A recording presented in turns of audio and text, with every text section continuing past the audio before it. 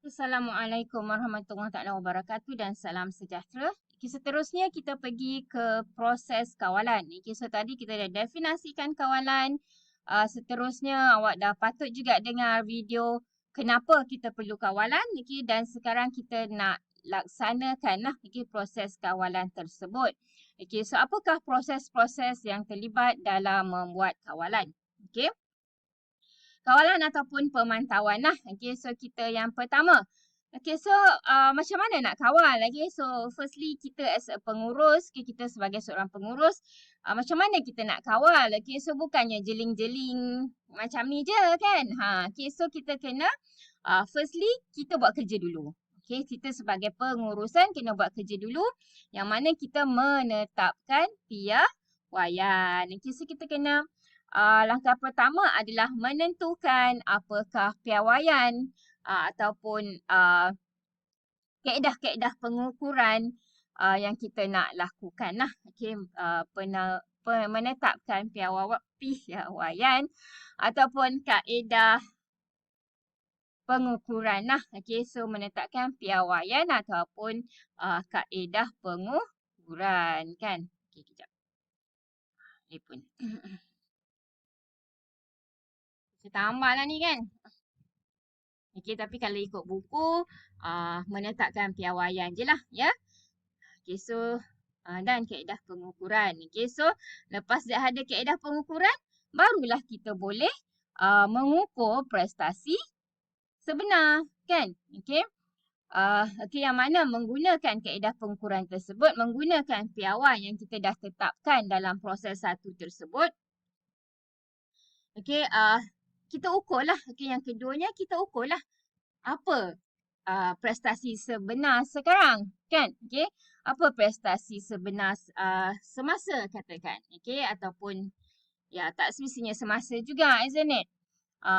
Okay, mungkin yang dah hujung tahun katakan kan. Okay, so kita mengukur prestasi sebenar lah, okay. Okay, so yang ketiga, kita tengok, okay, so kita dah ukur prestasi sebenar, kita tengok pula, okay, adakah prestasi sebenar tu kita bandingkan dengan piawaian. Okay, so kita dah ukur prestasi sebenar, okay, kita bandingkan dengan piawai yang kita dah tetapkan. Okay, so kata lain, nombor 3 ni bandingkan nombor 2 dengan nombor 1 kan.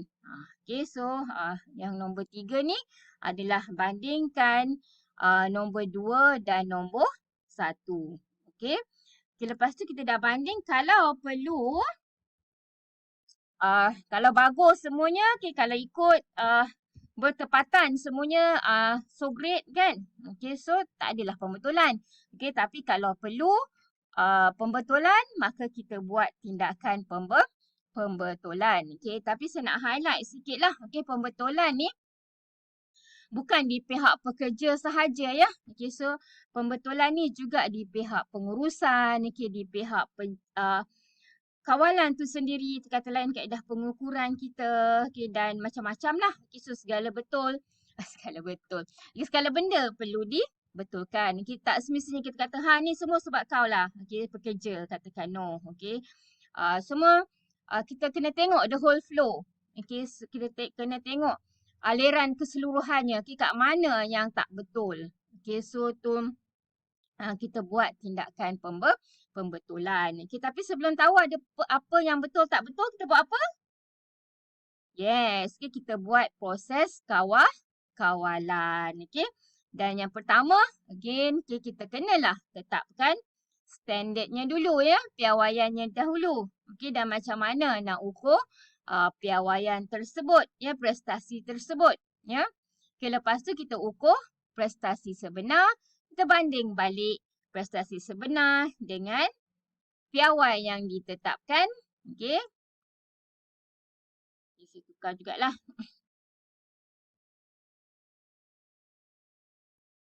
Okay, dan seterusnya, kalau perlu kita buat tindakan pembetulan. Okay, kalau perlu. Alright, jangan takut sangat kan. Chill je. Ya. Okay, so,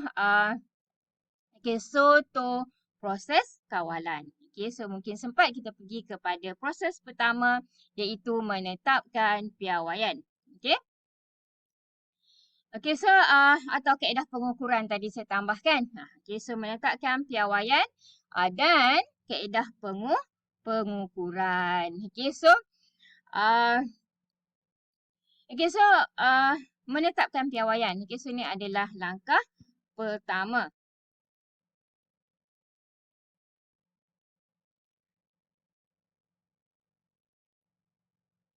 Okay, kat video tak boleh suruh awak baca Okey, menetapkan piawaian. Menetapkan piawai yang menjadi asas untuk mengukur prestasi sebenar. Okey, so kita menetapkan piawai. Okay, awak sesuai piawai ke standard?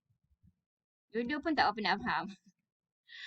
Okey, maksudnya nilai lah. Okey, nilai kan ataupun pengukuran kita. Okey, menetapkan satu pengukuran. Okey, yang mana pengukuran ni menjadi asas untuk mengukur prestasi. Okey, so piawai ni adalah asas lah. Okey, asas untuk mengukur prestasi. Okey, so dia merupakan asas untuk mengukur prestasi. Mana pula warna dia ya? Ni.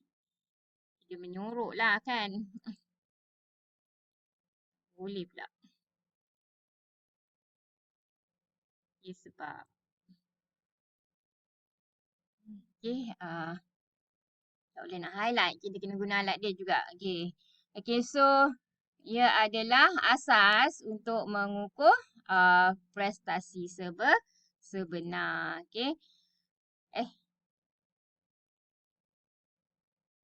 Saya cukup masa pula. Okay, asas untuk mengukur prestasi lah. Right.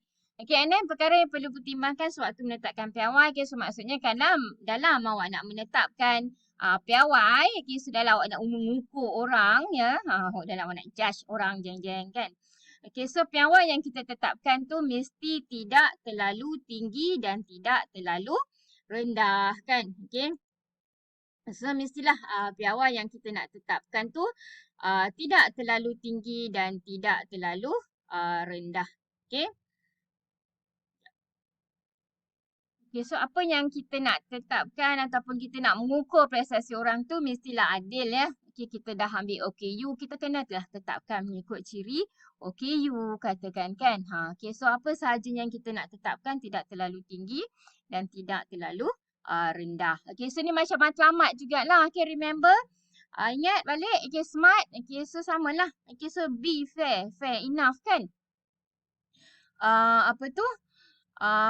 Matlamat pun tak terlalu tinggi, tak terlalu rendah. Okay, so piawai kita pun tak terlalu tinggi, tak terlalu rendah. Okay, so barulah good for you, good for me katakan kan. Okay, so barulah bagus untuk pengurusan dan boleh diterima oleh pekerja. Okay, so semua orang pun happy okay, dalam organisasi. Okay, so semula okay, dalam kita menetapkan piawai,